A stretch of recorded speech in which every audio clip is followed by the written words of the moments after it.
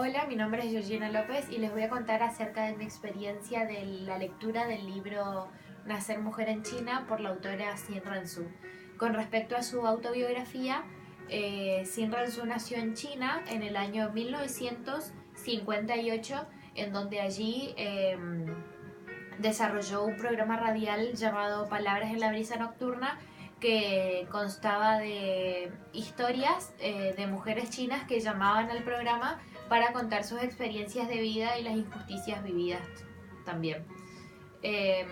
Sin Ransu, a lo largo de su carrera como periodista, fue conociendo las historias de muchas mujeres que vivieron injusticias en sus vidas, y estos son los que futuramente se transforman en el relato de su libro. Una vez que Sin Ransu recoge todos los relatos que les fueron necesarios para la creación de su libro, en el año 1997 abandonó China y se fue a Inglaterra, donde allí nace el libro Nacer Mujer en China. Las partes que me llamaron la atención de este libro, que son aquellas las que causaron un gran impacto en mí, fue primero el prólogo, donde se presenta como una mínima introducción a lo que es la creación de este libro, y allí se cuenta acerca de cómo cuando Sin Ransu consigue finalizar el borrador de su libro, cuando se está retirando de la biblioteca sufre de un asalto en donde ella no piensa en abandonar el libro y ser robada, sino que decide luchar por el libro, en donde esto se puede traducir en la lucha que hace Sin Ransu por dar a luz las historias de las mujeres chinas a las que ella tanto defiende, y decide justamente luchar por este libro.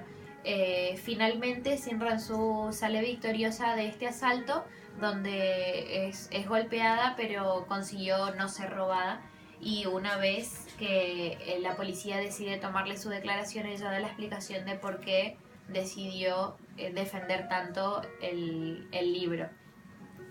Después, otra historia que me llamó mucho la atención fue la que estaba titulada como La chica que tenía una mosca de mascota. Esta fue la primera historia, no mentira, la segunda historia que se presenta en el libro, donde cuenta la historia de un adolescente que vivía con su madre y su padre, que trabajaba para las Fuerzas Armadas de China, y cuando su padre vuelve de uno de sus tantos viajes y traslados, esta adolescente es abusada por su padre, y no, su padre es impune a todas a todos los castigos, digamos. Cuando unos días después es trasladado su padre a otro lugar de trabajo, en donde ella y su hermano tienen que ir a vivir con él. Esta fue una etapa muy dura, porque se veía mucho, se contaba mucho el abuso que sufría esta adolescente por su padre. Entonces ella, por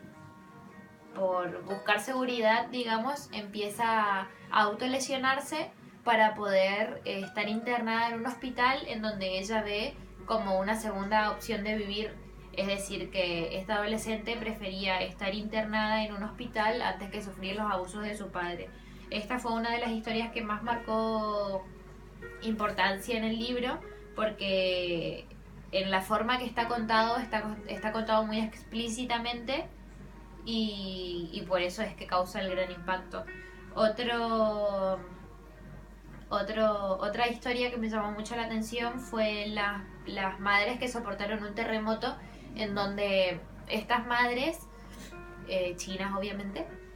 sufrieron un terremoto y sus hijos han fallecido en él, y ellas decidieron salir adelante creando un hogar para niños huérfanos, en donde los adoptan como niños, y cada madre vive con 7 niños en una habitación, y esa es su nueva razón de vivir, digamos.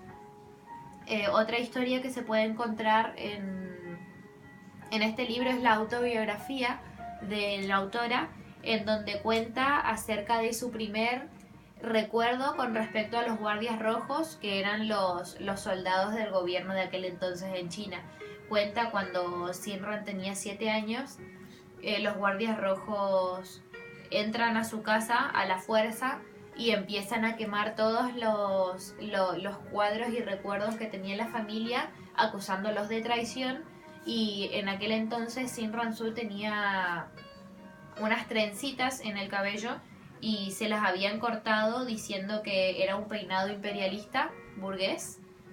y que esos peinados estaban prohibidos. Entonces se las cortan y se las tiran a un fuego que habían creado en el patio trasero de la casa. Esa fue el primer recuerdo que tiene la autora con respecto al gobierno de su país.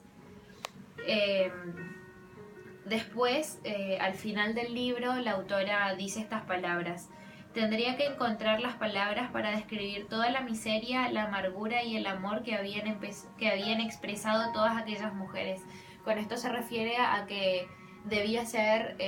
muy ingeniosa para encontrar las palabras exactas para contar las experiencias exactamente vividas por estas mujeres, ya que son experiencias muy fuertes, muy injustas, y no sería justo eh, dejarlas sin tanta importancia.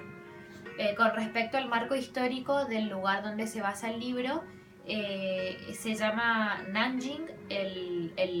la ciudad en China donde se relata toda la historia.